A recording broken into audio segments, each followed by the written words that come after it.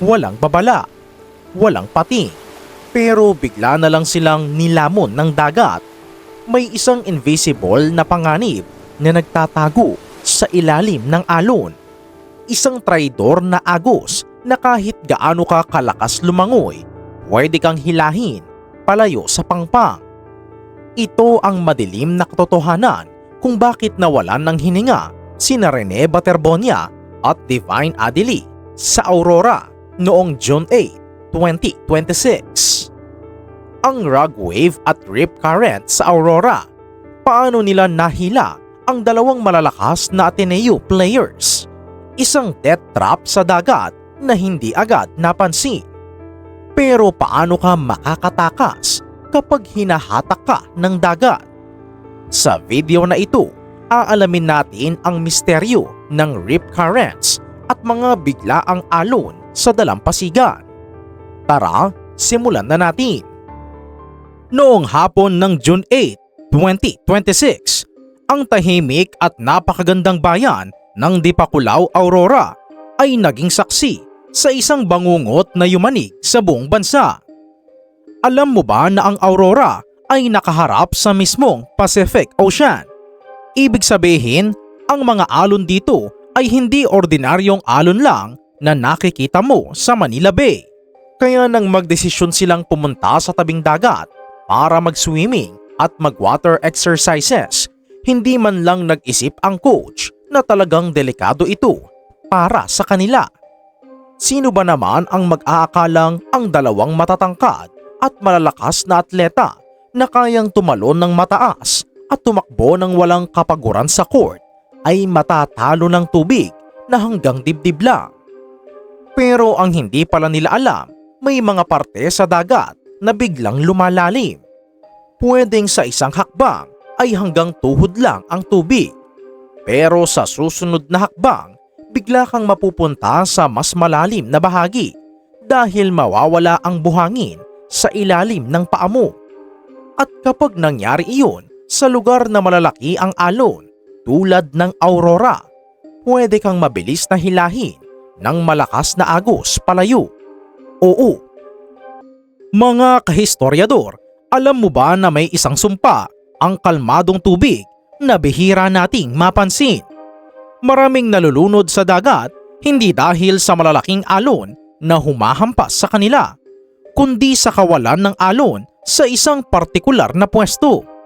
Opo, tama ang narinig nyo. Ano ang ibig sabihin nito? Kapag nagpunta ka sa beach at nakita mo na ang buong dalampasigan ay may mga sumasabog na alon, pero may isang bahagi na mukhang tahimik, walang bula at kalmadong-kalmado ang tubig, wag na wag kang lalangoy doon. Dahil ang kalmadong bahaging iyon ay hindi dahil ligtas ito, kundi dahil iyon ay ang tinatawag na rip current. Para mas madaling maintindihan, isipin mo na lang na ang dagat ay parang isang napakalaking palanggana na pinupuno ng tubig mula sa gripo. Kapag ang mga alon ay humampas sa pampang, nagdadala sila ng napakaraming tubig papunta sa dalampasigan.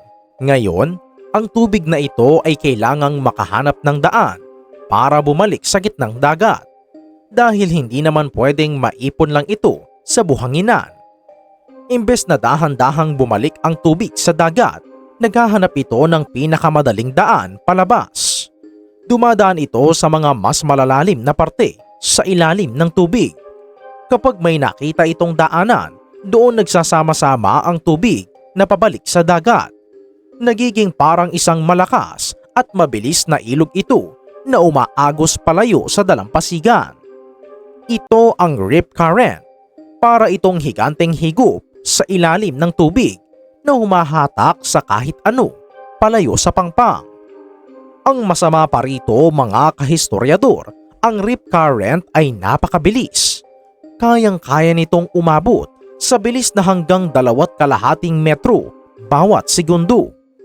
Ibig sabihin, mas mabilis pa ito sa pinakamabilis na takbo ng mga elite Olympic swimmers.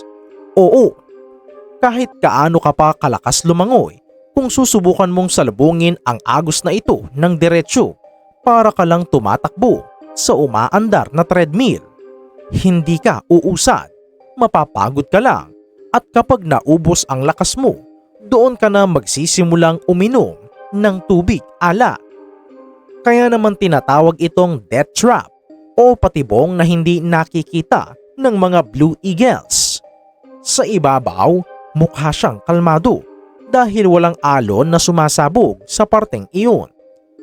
Mukha siyang masarap paliguan, pero sa ilalim may naghihintay na napakalakas na hatak na handang kumuha sa iyo at dalhin ka sa gitna ng karagatan kung saan wala ka nang magagawa kundi sumuko sa pagod. Ngayon, ito ang malaking tanong ng marami. Baka iniisip nyo, mga basketball players naman sila. Sanay sila sa matinding ensayo at may tibay na kayang tumakbo ng matagal sa court. Bakit hindi nila kinaya ang agos ng dagat? Mga kahistoryador, iba ang lakas sa lupa at iba ang laban sa tubig. At may tatlong pangunahing dahilan kung bakit kahit malalakas na tao ay pwede pa ring matalo ng ganitong trahedya. Ang unang dahilan ay ang biglaang takot o panik. Kahit gaano pa kalakas ang isang tao, kapag naramdaman niyang hindi na niya maabot ang ilalim ng dagat at palayo na siya ng palayo dahil sa agos, kusang magre-react ang katawan para mabuhay. Bibilis ang tibok ng puso at magiging mabilis at mababaw ang paghinga. Kapag nagpanik ka, nakakalimutan mo ang mga natutunan mo sa paglangoy. Ang may isip mo na lang ay kailangan kong makabalik sa pampang agad. Kapag nangyari ito, gagamitin mo ang lahat ng lakas mo para makalangoy pabalik sa pampang. At dito pumapasok ang ikalawang dahilan, ang mabilis na pagkapagod ng katawan. Dahil sa sobrang takot, ibubuhos mo ang buong lakas mo sa paglangoy laban sa agos. Pero mas malakas at mas mabilis ang agos kaysa sa tao. Sa loob ng 1 o 2 minuto, mangangalay at maninigas ang mga braso at binti mo. Isipin mo, gusto mong lumutang at lumangoy, pero halos hindi mo na maigalaw ang mga paa mo dahil sa sobrang pagod. Para kang may mabigat na nakatali sa mga paa mo. Oo, mga kahistoryador. At ito naman ang ikatlong dahilan, ang shock sa malamig na tubig at ang epekto nito sa baga. Kapag pagod na ang katawan mo at bigla kang nalubog sa malamig na tubig, may natural na reaksyon ang tao na mapasinghap ng malalim. Pero kapag nangyari yun, habang hinahampas ka ng malakas na alon, pwedeng tubig na may asin ang mapasok sa bibig at baga mo, imbes na hangin.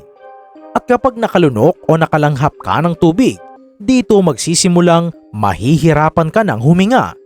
Unti-unti kang mawawalan ng maayos na hininga at pwede kang mawalan ng malay sa loob ng ilang segundo. Ito ang sinapit ni Rene at Divine. Kaya kahit gaano pa kalakas o kabilis ang mga ito, kapag naapektuhan na ang paghinga at kulang na ang oxygen sa utak, doon na nagiging kritikal ang sitwasyon. Pero dito mas lalong naging emosyonal at matindi ang sitwasyon. Batay sa mga kumakalat na ulat at sa mga pagsusuri sa nangyari sa Dipakulaw, Aurora, hindi lang simpleng rip current ang sumalubong sa dalawa. Noong hapon na iyon, may mga biglaang malalakas na alon o ang tinatawag nating rug waves. Alam mo ba kung ano ang rug wave? Ito ay mga dambuhalang alon na bigla na lang nabubuo sa dagat nang walang babala. Kadalasan, ang mga alon na ito ay doble ang laki at lakas kumpara sa mga normal na alon sa paligid. Habang nag-eehersisyo ang mga manlalaro sa tabing dagat, biglang may humampas na napakalaking alon na humila sa kanila papunta sa malalim na bahagi. Pero alam mo ba na napakahirap magligtas ng taong nalulunod nang walang kagamitan? Kapag ang isang tao ay nalulunod at nakakita ng hahawakan, ang kanilang utak ay otomatikong gagawa ng paraan para makaakyat sa ibabaw ng tubig. Ang nangyayari, nayayakap o nahihila nila pababa ang mismong taong sumasagip sa kanila. Hindi ito dahil gusto kanilang saktan, kundi dahil sa matinding instinct na mabuhay.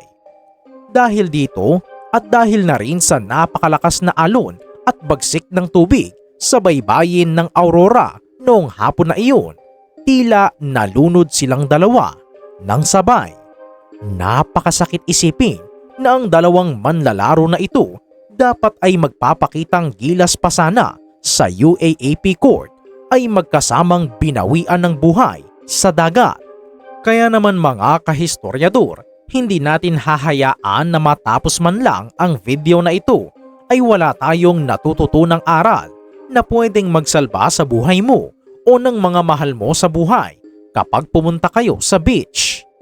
Paano nga ba makakatakas kapag bigla kang hinigop ng dagat papunta sa kawalan? Una sa lahat, tandaan mo ito. Huwag na huwag mong lalabanan ang agos ng diretsyo. Kapag nararamdaman mo na hinihila ka ng tubig palayo sa pangpang, huwag kang lalangoy pabalik sa dalampasigan ng diretsyo. Dahil kahit gaano ka pa kalakas, matatalo ka ng rip current. Ang tamang gawin mo ay lumangoy ng patagilid o paralel sa pangpang.